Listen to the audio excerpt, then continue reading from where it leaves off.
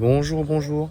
Donc aujourd'hui, Stanley, je suis là sur le terrain et je vais vous parler de comment faire du sourcing en direct sur le terrain.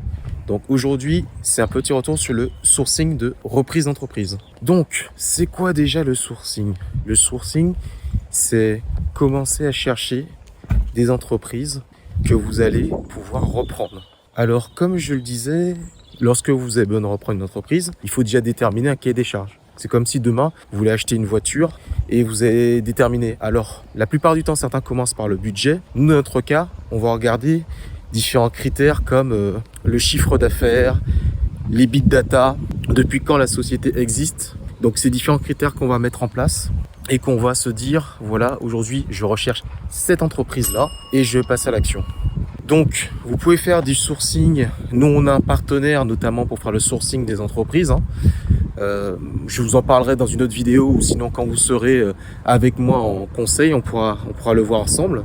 En tout cas, le sourcing peut se faire de différentes manières, c'est-à-dire la recherche, dès que vous avez déterminé votre cahier des charges, le chiffre d'affaires, le secteur d'activité. Alors le secteur d'activité en premier, le secteur d'activité, par exemple BTP, immobilier, commerce, etc. Après, la localisation, dans quelle ville, dans quelle région, est-ce que ça doit être proche? Alors il y a souvent une question justement, je vais rebondir dessus, sur la question de la zone géographique. Là vous voyez par exemple, là, je suis en train de faire du sourcing, je suis en Bretagne. Donc la question qui se pose, c'est est-ce que c'est pertinent d'aller sourcer des entreprises proches de chez vous? Parce que du coup, si c'est proche de chez vous, forcément, ça sera beaucoup plus simple pour pouvoir y aller sur place régulièrement. Ou sinon, est-ce que vous vous dites, je n'ai pas de limite géographique, je vais sourcer partout en France?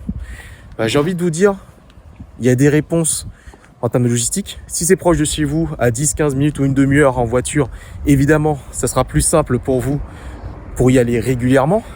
Si c'est beaucoup plus loin, évidemment, il faudrait une organisation logistique. Maintenant, tout est possible.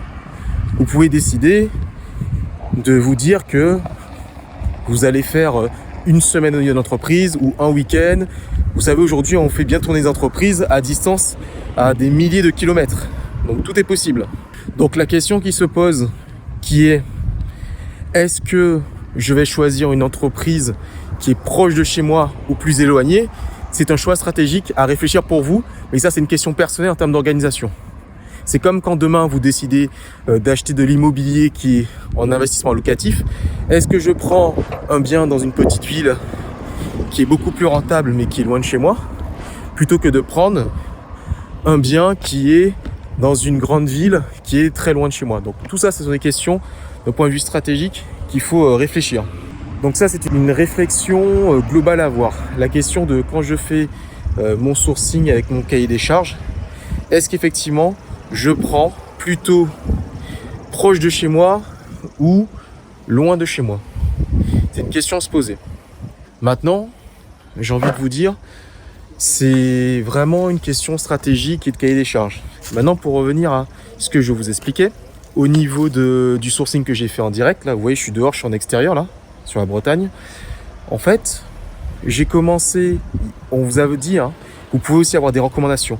Moi, j'ai eu un bar tabac qui m'a dit ce matin de venir le voir parce qu'effectivement, il souhaitait vendre son entreprise. Quand j'ai commencé à échanger avec lui, pourquoi il veut vendre son entreprise, il m'a expliqué qu'il voulait vendre son entreprise parce qu'actuellement, il est fatigué, il veut passer à la retraite. Donc c'est un départ de retraite. Il fait aujourd'hui plus d'1,5 million de chiffre d'affaires et son EBITDA est très intéressant. Donc il m'a dit, je cherche des repreneurs. Est-ce que tu connais dans ton réseau, vu que tu as un cabinet de conseil, est-ce que tu connais des repreneurs? Et je lui ai dit oui, effectivement, il y a des repreneurs. Donc là, je vous donne un exemple de terrain en termes de sourcing. Ça, c'est le bouche à oreille. C'est-à-dire que vous connaissez des personnes dans votre réseau qui souhaitent justement vendre des entreprises. Donc ça, c'est très intéressant. Donc il faut être à l'écoute. Écoutez votre réseau, écoutez les personnes qui sont autour de vous et surtout allez sur le terrain. Il m'a proposé de venir ce matin. Je suis venu tout de suite pour discuter avec lui. Maintenant, ce qui est important à savoir, c'est justement comment, affiner les choses. Alors, pour affiner les choses, vous devez prendre les différentes informations. C'est-à-dire, vous commencez à noter tout ce qui est chiffre d'affaires, Alors déjà, évidemment, vous avez une petite fiche où vous notez quelques informations de base, hein, c'est-à-dire combien il fait de chiffre d'affaires, depuis quand la société a été créée, c'est quoi le secteur d'activité, c'est quoi les clients, en tout cas des premières informations de base pour voir tout de suite et très rapidement est-ce que c'est intéressant pour vous ou pas. Donc ça, c'est la base. Après, c'est aller sur le terrain pour voir aussi, vous savez, faire un petit enquête auprès des clients, c'est discuter. Il faut beaucoup discuter. Ce sera beaucoup de prise d'informations. Hein. C'est discuter au niveau des clients qui sont sur place, comment ça se passe, et aussi les retours. Ça, c'est très important. Donc, vous voyez, je suis allé sur le terrain, j'ai fait un sourcing terrain. Donc, la reprise d'entreprise, tout le monde parle de virtuel, ce n'est pas que dire virtuel, c'est pas passer que des coups de fil à des repreneurs, à des cédants, à tout cet écosystème, c'est aussi aller sur place. Vous voyez, je suis en Bretagne, je suis allé sur place.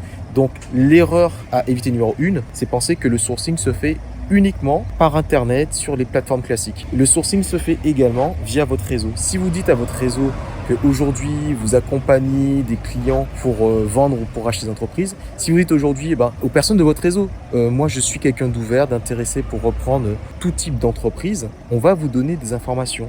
Donc pensez à informer votre réseau qu'aujourd'hui vous êtes à cette recherche de pouvoir acheter de nouvelles entreprises. Vous voulez, en tout cas vous êtes ouvert. Je ne sais pas si vous avez vu, mais régulièrement vous voyez maintenant sur LinkedIn des personnes qui disent « je suis ouvert à toute opportunité, je suis en recherche de ».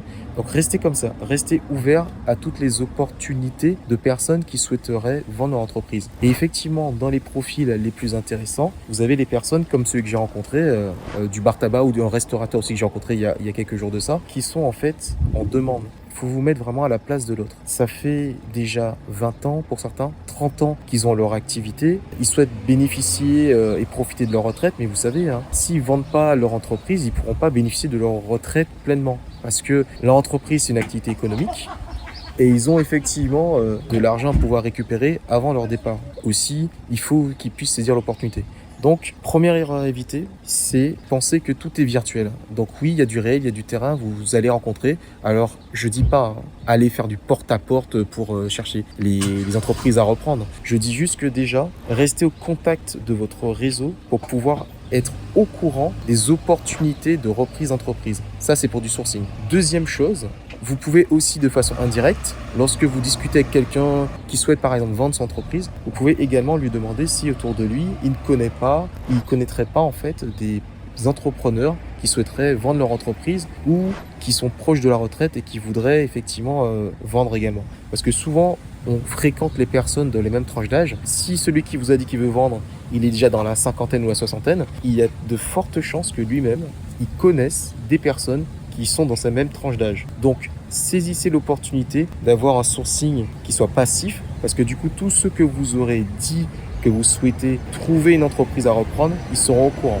Donc ça, c'est très important. D'ailleurs, là, je vais vous faire un petit retour. Je vois justement un chauffeur poids lourd.